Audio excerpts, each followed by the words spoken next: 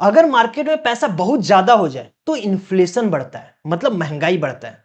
अगर पैसा कम हो जाए तो ग्रोथ स्लो हो जाती है इकोनॉमी की। इन दोनों को बैलेंस करने का काम कौन करता है? RBI, through monetary policy. Welcome to day 17 of economic series. Monetary policy का मतलब होता है इकोनॉमी में मनी सप्लाई और इंटरेस्ट रेट को कंट्रोल करना, ताकि इकोनॉमी स्टेबिलिटी मेंटेन किए रहे। इंडिया में मॉनेटरी पॉलिसी बनाता है आरबीआई, जो डिसाइड करता है कि मार्केट में कितना पैसा सर्कुलेट होगा और लोन कितने महंगे या सस्ते होंगे।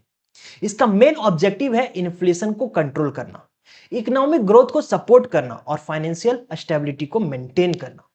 मॉनेटरी पॉलिसी के दो मेन टाइप होते हैं। एक्सपेंशनरी मॉनेटरी पॉलिसी, ये जब इकोनॉमी स्लो होता है या डिमांड कम हो जाती है, इस सिचुएशन में आरबीआई इंटरेस्ट रेट कम करता है और मनी सप्लाई और बढ़ा देता है। रिजल्ट, लोन सस्ते हो जाते हैं, लोग ज्यादा बोरो करते हैं, स्पेंडिंग बढ़ती है और इकोनॉमी को बूस्ट मिलता है।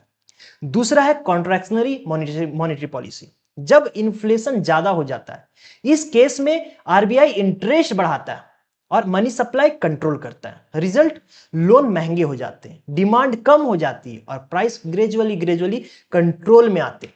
सिंपल वर्ड में मॉनेटरी पॉलिसी इकोनॉमी का स्पीड कंट्रोलर है, कभी एक्सेलरेट करता, कभी ब्रेक लगाता है।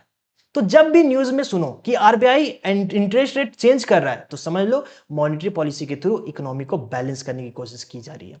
अगर आपको यह सीरीज पसंद आ रही है तो लाइक करो, शेयर करो और कल मिलते हैं डे 18 में, जहां हम बात करेंगे फिजिकल पॉलिसी के बारे में। जय हिंद।